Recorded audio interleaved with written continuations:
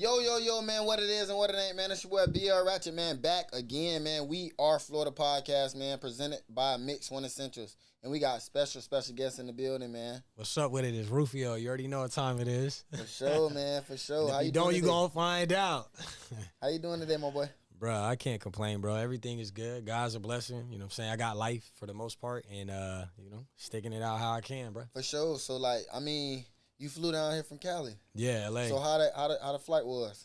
That shit, it wasn't too bad. I flew American Airlines and I wasn't really like feeling it. That was my first time flying American and I know it's like expensive. They supposed to be like a higher tier airline, but it was giving kind of ghetto low key on some real shit. Spirit?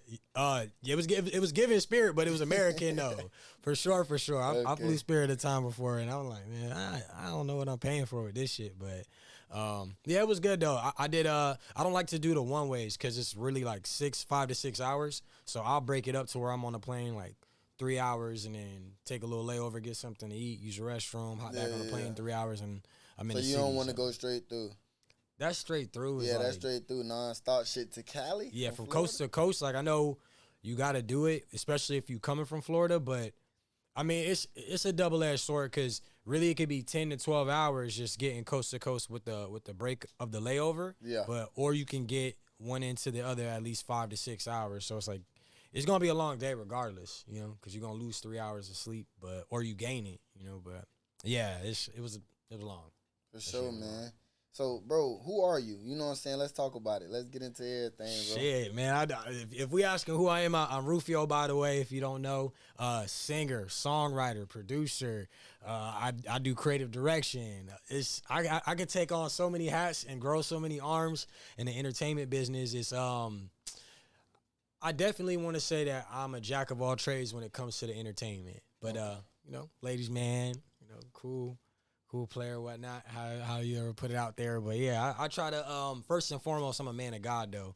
And I try to exemplify that and just connect with people at a different level and really keep focused on what I want to do in the entertainment business. Okay. So yeah. So speaking on the entertainment business, bro, I mean, we did a show for you last year. I didn't know you, but Yeah, that was our first time meeting. But we did a show for you last year, man. It was a good turnout. I mean, like, how was it for you, though? You know what I'm saying? I seen it, and it was a good turnout you had. You know what I'm saying? The vendors there, the artists there, everybody was, you know what I'm saying, getting along. It wasn't no bad vibes in that bit. Everybody was, chilling. Yeah, look, it was we was at the Crowbar. Yeah, and it was a process. So what we talking about is Dream Big. We on the second one for the first time.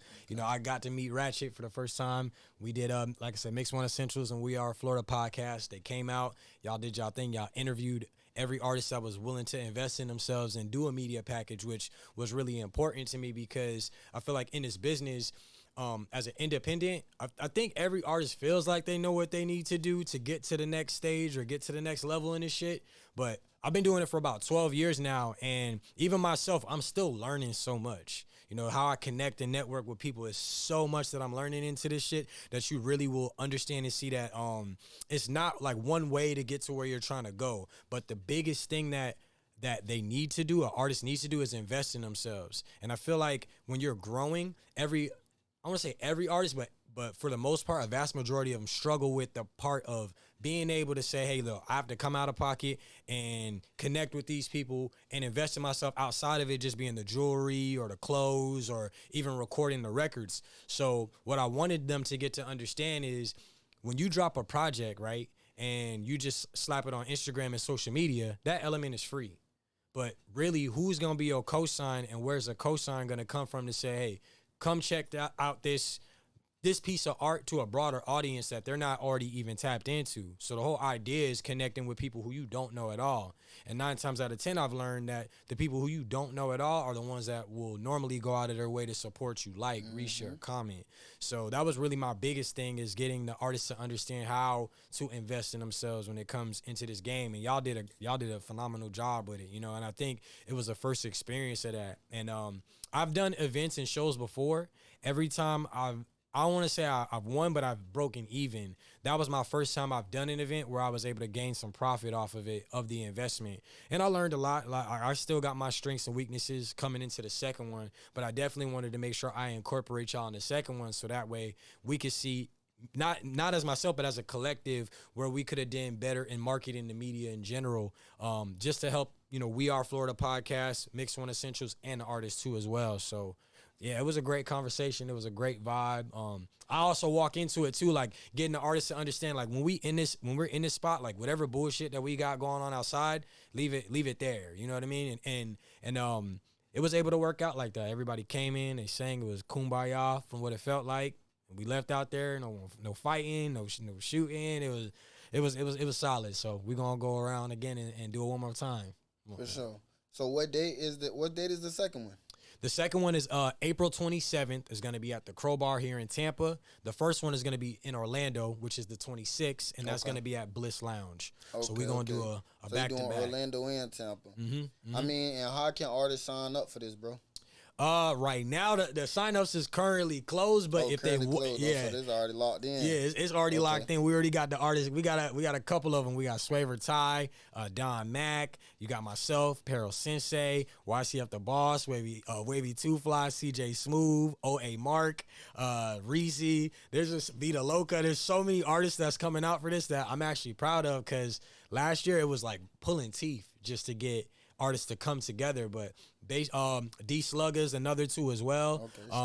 Yeah, so it's gonna be on point. Like I said, it was real difficult the first go around just to get people to want to be a part of it, because they didn't know what exactly that they were getting into. But the ones that took that leap of faith and step, they pretty much how I did it is I'm not really like big on the pay for play side of things, because sometimes when people pay for shit, they just expect you to do everything for them. So I'm really big on the artists pulling out their fan base, and they could make money off of their ticket sales and actually walk away. And I know a lot of times they use that format and they say, oh yeah, you're going to get paid your $5, this, that, and the other. They bring their people out and don't get paid. Like, nah, as soon as people left, they left with they cash. I have a partnership with Eventbrite, so I can look at the analytics to see every time someone's viewed their ticket sales link and every ticket that they physically sold. So I give them their shares before they leave, and I do it at the end, so that way also you can keep the totality of everybody who's in the venue too. So they already prepared to say, hey, when your people come, they stay, they stick around, and we just kind of create that culture, that ecosystem. So we still learning and everything, but it's going how it needs to, and I've been surrendering to God's will, and it's been working out. So for sure, yeah. So what I mean, is it like a artist showcase? Is somebody winning? You know what I'm saying? Like, what you got going on for the events? I've never done it from the space of a showcase where there's a competition, like where there's a first place or second place person. I've really been trying to just create the culture of developing the community, because I feel like in Tampa, when I lived here, it was always like, oh yeah, Tampa don't help out Tampa, and the crabs in a barrel kind of concept, and you have that separation between Pinellas County versus Hillsborough, where you got everybody across the bridge and you got everybody in Hillsborough, but no one helps each other out. And years ago, it was like right around 2012 or 2013, it was a cat named Neil from Vibe Nation. He did an event called Unity Fest, and he did that at Janice Landing, and he had out Cristal once he had dropped up and through there. Tom G was a performer. It was Famous Kid, Brick, and they were pretty much, I think at that time Tay Bay might have been like locked down, but the homie's free now. Where he was trying to cultivate as many local artists together to show out, and I'm not gonna say it failed, because it was a success, but there was still like a lot of divide where I don't really think like the artists connected with each other outside of what they were coming for to do from a business standpoint, which you can't force everybody to have genuine relationships when they're transactional. But I do think when you set the standard of creating that culture, there's ways around that with team building. So that's like, even today, I got the artists going to Grand Bay Studios, and we're going to get in there from 9 to midnight and work on content. But I'm also working with the artists that, as I've reached out to them, the ones that want to be a part of it, the ones that want to take that extra step to grow the community in general. So that way nobody can be like, yo, Rufio ain't never did nothing for the city. So that's kind of where I'm aiming at with the showcase. I don't want too much competition because it can create a divide. Yeah, divide, yeah. But for the most part, I'm trying to just set that grounds of like, hey, look, they said we can't come together and do something bigger than ourselves. Well, let's do it in Orlando and let's connect with Orlando and bridge that gap. Now let's do it with Tampa and bridge that gap. And then we working on LA, Phoenix, San Diego, Boston, New York City, and in the UK currently. So it's a lot of work, man. But hey, look, I'm willing to take the the load on my back and do what I can to expand this for everybody. What makes you want to touch the ground and and fuck with all the locals though? Because you could be just focusing on your music. You Myself, know what I'm shoot, or yourself, or what you got going on. I've been doing it for about 12 years now, and I wished somebody, did that for me when I was younger. You know what I mean? And I think to really change the narrative, you have to somebody's got to do it. You know what I mean? Not everybody wants to, but somebody has to do it. And I believe there is a power in numbers in this entertainment business. And what I quickly learned was when I moved back to LA was, no matter how high or low the artist is, if they vibe with you, they're going to bring you into their circle of their campaign. And a lot of the artists in LA seem like they work together. And now they make business work however they need to, but iron sharpens iron. And I quickly realized you can have 100,000 followers, 500 or 10,000. If the artist was creative and they're dope, they're working. So I'm like, well, you know what? The only way I can get that resource to Tampa is to either push it or pull it. And it's easier for me to push my resources. So I figure, as I'm getting older, there's going to be newer artists that are, growing and expanding. And mentorship is something that I believe in. Artist development is a key piece in social media now that I think is a lost art, where anybody can just post something, it goes viral, but then they don't understand the difference between once they drop that content, they might have been here in that stage, and then now they're here. But they got to grow as as an artist, develop as one.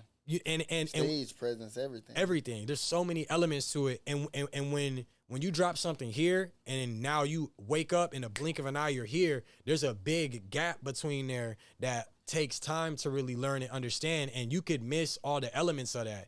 And I think that's a great way for an artist to crash and burn if they don't have the right team around them. And who am I? I'm not an expert. I haven't gone viral. I might not been top 100, but I have some real dope experiences where I've toured with French Montana, Juicy J, Machine Gun Kelly. I've been in the likes of Omarion, had a major record deal tied in with Ray J and his team.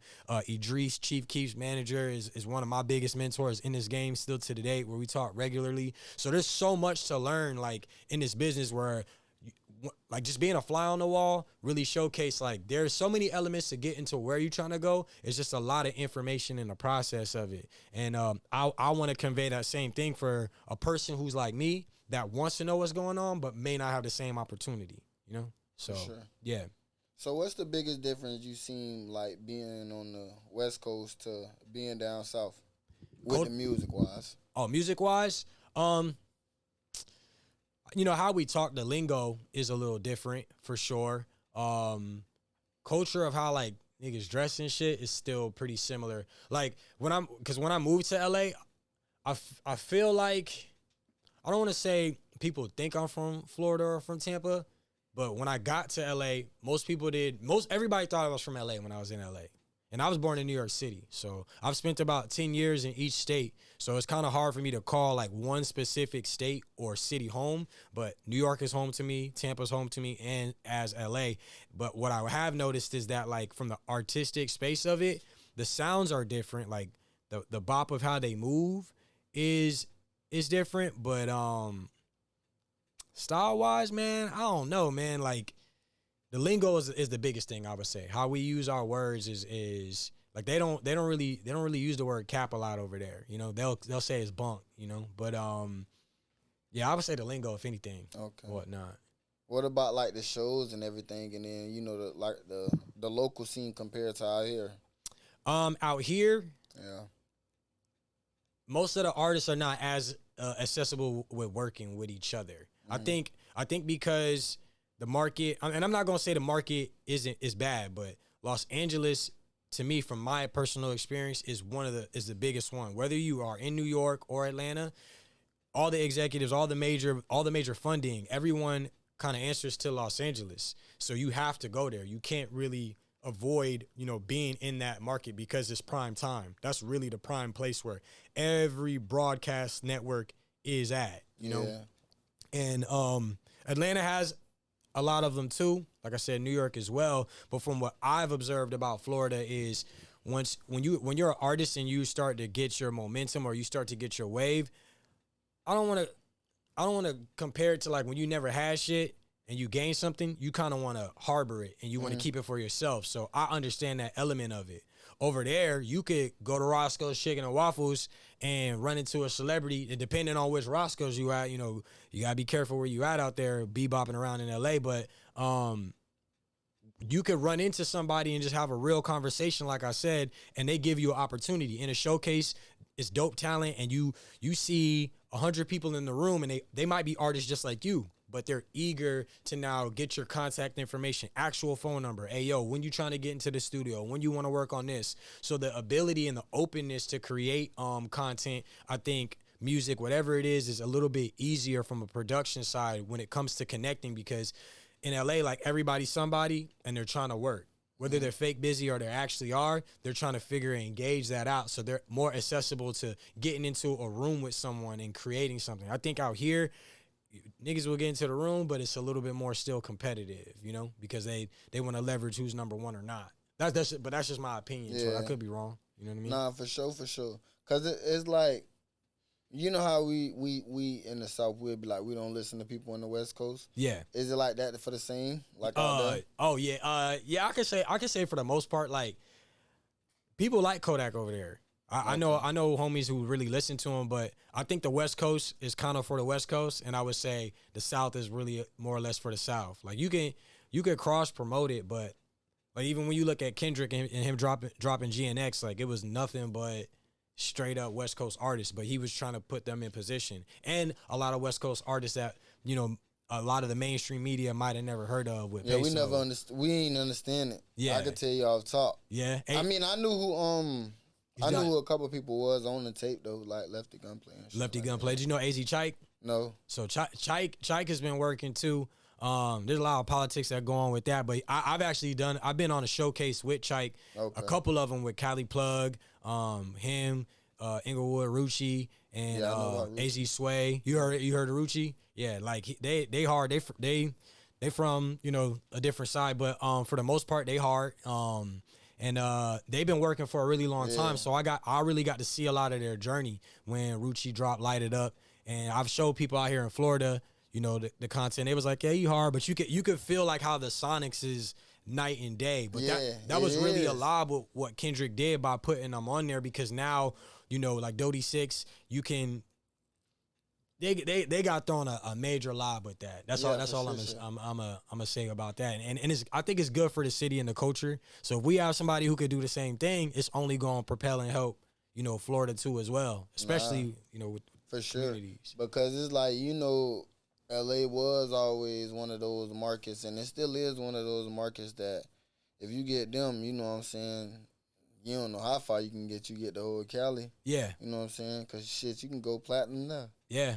Yeah, no, you really can, especially with streaming has kind of made it a little bit harder, because you got to get billions of streams to get to that platinum level. Mm-hmm. But I feel like there's no excuses in this shit. If you really know the game that you playing and you become a student to it, you could master it at a really high level. So that's really the name of the process, is taking as much information in, but getting those type of cosigns is really big. And it seems like most of them artists didn't pay for it. It was kind of like Kendrick went out of his way to really throw them alive, which to me I think is big for the culture, because now for sure other people are gonna follow suit. You know what I'm saying? For sure. So what did you think about the Kendrick show, the Kendrick and Friends show? That was just like something like that. That was a big movement to just have that many people from the Compton area come outside and just showcase that, whether if you was a Paru blood, Crip, Hoover, whoever, that you could have a good quality show. And it's kind of like what I'm aiming for with Dream Big, Yeah, just that's what at a smaller stage, so where Okay. you could see so many. And mind you, everybody out there that showed up might have not all been kumbaya, but it really showed that the city could put differences aside just to have a good time and everybody get home safely. You know, it's always steps in the right direction of, you know, bringing the community together, especially our people. You know, For sure. black and brown, we need that. You know what I mean? Something that I feel like we lack, you know, over the last couple, you know, decades or so, but we getting there with it. For sure. So are you trying to have your show like, you know what I'm saying, big as Rolling Loud, Lollapalooza, all the Lemonade, you know what I'm saying, Lyrical Lemonade shows, Summer Slams, Yeah, all absolutely. that shit. Absolutely. When I say 110%, absolutely, that is the goal, is to get to the levels of the Lollapaloozas, the Rolling Louds.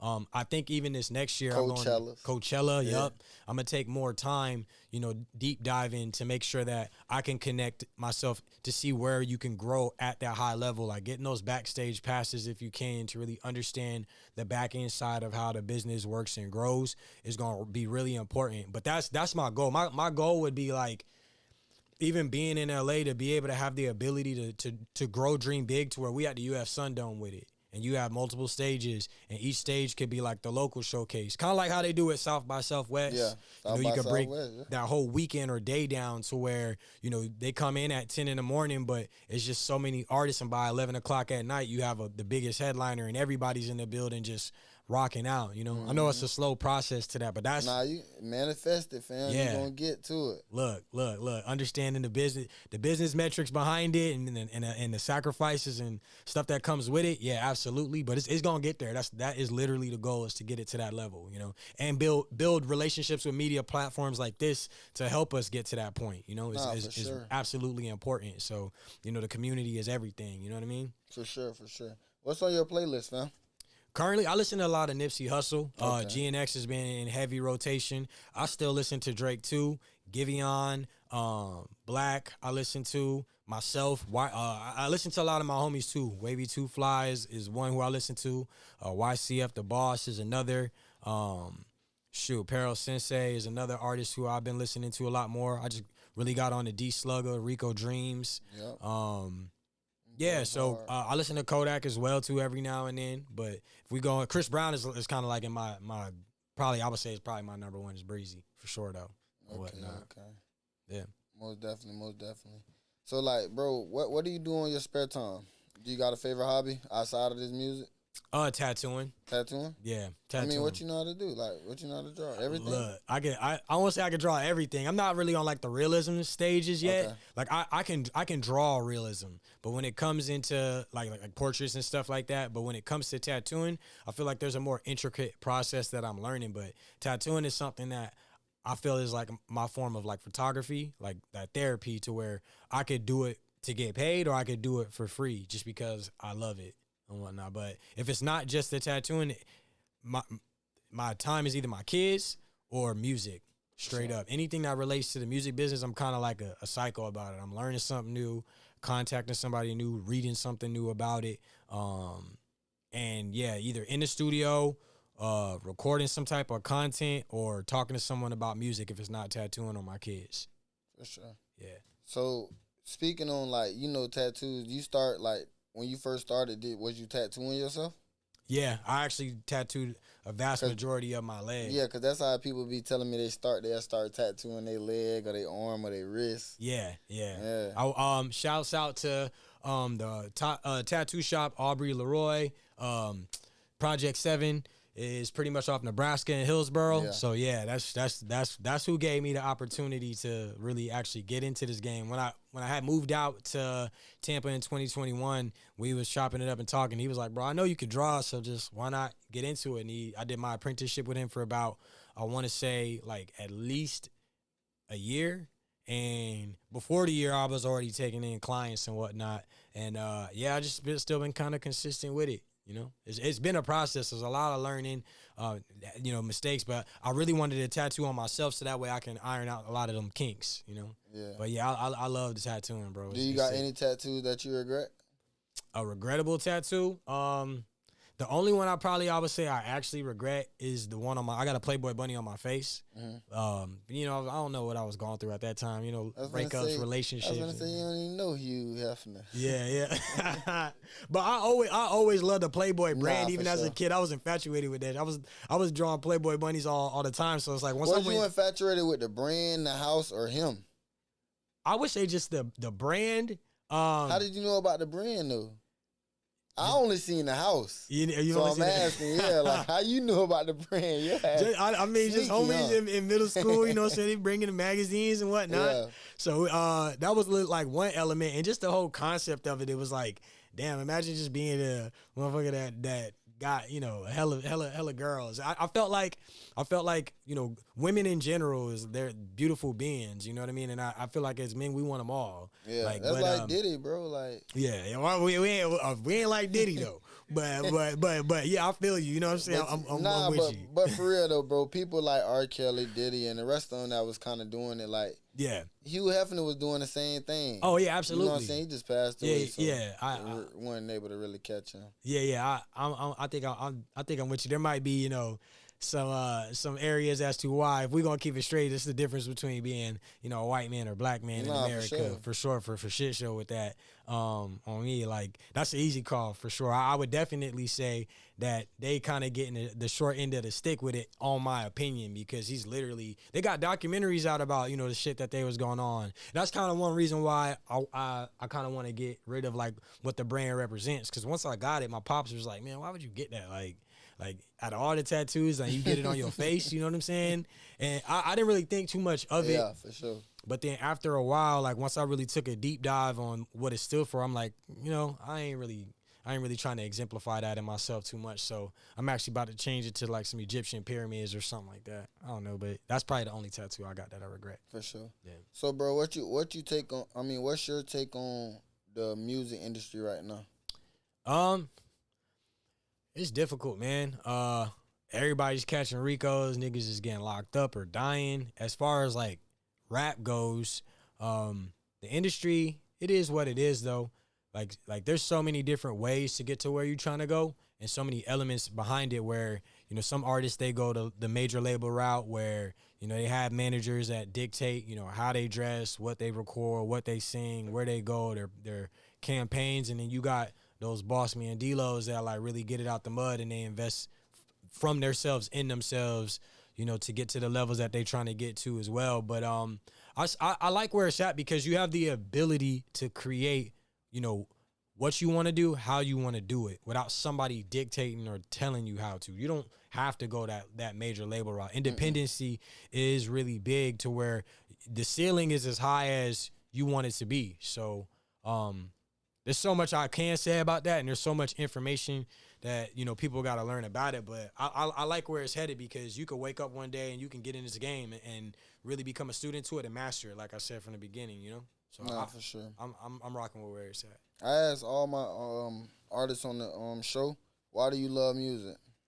Man, it's just embedded in me, bro. Like from the time I can remember, you know, I was like 6 years old in my living room and dancing to Michael Jackson, creating, you know, on my parents' VHS, you know, creating, directing my siblings to do plays. You know, I couldn't, you know, they didn't have a drum set. I actually learned how the first instrument I learned to play was drums, and my parents got me some sticks, and I used to beat my mama's couch down, acting like it was a snare, kick, you know, cymbals. So by the time that I actually got on a drum set, I quickly learned how I wanted it to sound like, and then started picking up on it in church.